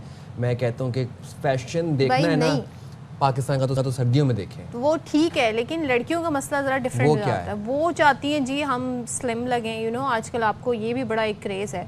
तो अगर आप ज़्यादा कपड़े कहते हैं ना, जैकेट पहन लें, स्वेटर पहन लें, तो वो कहते हैं कपड़ा आपकी खूबसूरती कपड़े की जो है वो नहीं नजर आएगी। अच्छा, लेकिन वो वेलवेट वाला सीन भी तो आता है ना फिर आप लोगों को। कितने वेलवेट रखते, और वेलवेट कराची वाले प्लीज़ आप लोग ना बनवाएं, रखे रहेंगे। तो फिर बात कर लेते हैं गुफ्तगू के लिए हमारे साथ मौजूद है फैशन डिज़ाइनर सलीम साहबा। बहुत शुक्रिया फराज साहबा, आपने बात करने के लिए वक्त निकाला। सर्दियाँ आने वाली हैं और सर्दियाँ जो है वो पहनावे का मौसम कहा जाता है। किन डिज़ाइंस का इंतखाब करना चाहिए, कौन से कलर्स जो हैं उनको हमें ज़्यादा एम्फेसाइज करना चाहिए? अच्छा, बेसिकली अगर हम कराची के अकॉर्डिंग बात करें तो यहाँ तो सर्दियाँ नहीं आती जैसा कि आपने कहा, ठीक है। और मैं कहती हूँ कि जब यहाँ सर्दियाँ नहीं आती, लेकिन प्रॉब्लम ये है कि लोगों को फिर भी है कि सर्दियों का लुक देना बस लाजमी है, बस बताना है कि सर्दियाँ आ गई हैं।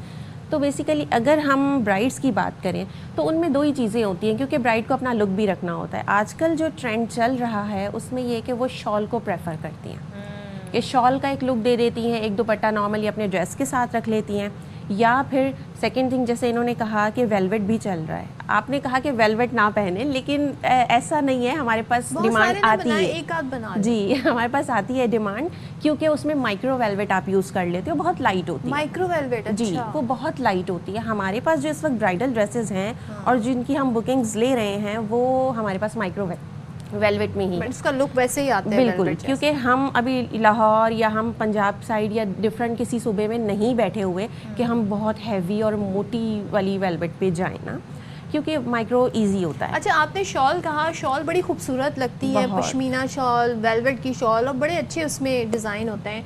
तो कौन सी शॉल जो है वो लेनी चाहिए? बिकॉज हम ये सोच के भी इन्वेस्ट करते हैं सर्दियों के कपड़ों में कि ये ज़रा लॉन्ग टर्म हमारे यूज़ में रहेंगे। वेलवेट की लें, पश्मीना लें, कौन सी? देखिए, अगर आप एज ए ब्राइड اگر بات کریں تو آپ کو ویلویٹ لینی چاہیے, اس پہ لک بہت خوبصورت, کیونکہ کلر بہت اچھے ہوتے ہیں اس میں, ڈارک کلر نا. اور اگر نارملی کیجولی میں اور آپ جیسے پہنتے ہیں تو ہمیں پشمینہ پہ جانا چاہیے, ٹھیک ہے. اس کے علاوہ ہمیں کھدر کی جو شالز ہوتی ہیں وہ ہمیں لینی چاہیے, کیجول لک میں وہ بہت خوبصورت لگتی ہیں. اچھا, اور کپڑوں کی ڈیزائننگ کے ساتھ جیولری کا انتخاب وہ کیسے کرنا چاہیے سردیوں میں؟ جیولری کا انتخاب, میں آج کل جو ٹرینڈ چل رہا ہے میں اس پہ بات کروں گی, کیونکہ ہمارے پاس لوگ آتے ہیں, ہم چونکہ نارملی بھی دے رہے ہیں اور رینٹ پر بھی دے رہے ہوتے ہیں ڈریسز ہم لوگ نا, تو اس میں یہ ہوتا ہے لوگ بالکل آؤٹ آف ڈریس جا رہے ہوتے ہیں. لائک میرون اگر ہے تو وہ گرین پہ جا رہے ہوتے ہیں. جو جیولری آج کل چل رہی ہے نا وہ بالکل ڈریس کی میچنگ پہ نہیں جا رہی. ہمارے پاس یہ ڈیمانڈ آ رہی ہے کہ ہمیں گرین چاہیے یا ہمیں ڈارک میرون چاہیے, لیکن ریڈ آن ریڈ نہیں چاہیے. اچھا, کچھ لوگ کیا کریں گے, گرین ڈریس ہے, گرین شوز ہے, گرین پورے کلچ ہے, گرین جیولری ہے, پورا اوپر سے بال بھی گرین ہوتے ہیں تھوڑے تھوڑے. یہی میں آپ کو بتا رہی ہوں کہ یہ چینج ہو گیا ہے. ہمارے پاس اب ایسا نہیں ہے, موسٹلی لوگ گرین پریفر کر رہے ہیں جیولری کو میرون کے اوپر. اچھا ذرا مردوں کا فیشن بتائیں, میں پوچھ رہی ہوں یہ بات, پلیز. تھینک تو یو. وہ کیا کریں سردیوں میں, شادی اٹینڈ کرنی ہے تو کوٹ کے علاوہ اگر شلوار قمیض کا اٹائر ہے تو وہ بھی بڑے اچھے آپشنز ان کے پاس ہوتے ہیں. شلوار قمیض کے ساتھ وہ ویسٹ کوٹ, پرنس کوٹ, یہ سب یوز کر سکتے ہیں, اور سردیوں میں موسٹلی یہ یوز ہوتا ہے. ایون اب ہم پھر شال پہ آ جاتے ہیں تو میل بھی شال لے رہے ہیں, اس لیے میں نہیں مردوں کا سوال پوچھ رہا تھا. گروم ہو یا پھر نارملی ہم لوگ جب وہ گروم کے ساتھی بن کر, کزنز بن کر, دوست بن کر جا رہے ہوتے ہیں تو وہ لوگ بھی شال کو پریفر کرتے ہیں, اور آج کل ایسا ہی چل رہا ہے. اور آج کل تو شالز ہی بڑی وہ یونیک قسم کی آ گئی ہیں جن پہ کیلیگرافی بھی ہوئی ہوتی ہے, اس طرح کی وہ بھی لے سکتے ہیں سردیوں میں ہم لوگ. اور کون سا کپڑا مرد حضرات جو ہے وہ سردیوں میں پریفر کریں؟ اچھا, مرد حضرات کے لیے جو ہے نا میں سمجھتی ہوں کہ کپڑا بوسکی ہوتا ہے لیکن بس ایک جیسا ہی چل رہا ہوتا ہے. کاٹن, بوسکی, اور اسی پر موسٹلی میلز جا رہے ہوتے ہیں. ہاں, اس پہ ویسٹ کوٹ آپ اپنے طریقے کی, اپنی پسند کی کوئی بھی تھوڑا سا موٹا اسٹف اور تھوڑا سا تھک اسٹف لے سکتے ہیں. اور پھر ہائی نیکس اینڈ دین اس کے اوپر ہائی نیکس پہن سکتے ہیں, وہ تو نیچے بھی کچھ نہ کچھ ویئر کر ہی سکتے ہیں. تھینک یو سو مچ فرح, بہت شکریہ, اور یقیناً یوزفل ٹپس آپ کے. تو یہاں پر ہمارے پروگرام کا وقت ہوا ہے ختم. ملاقات ہوگی آپ سے کل. اپنا بہت خیال رکھیے گا. اللہ حافظ. پاکستان ہمیشہ زندہ باد.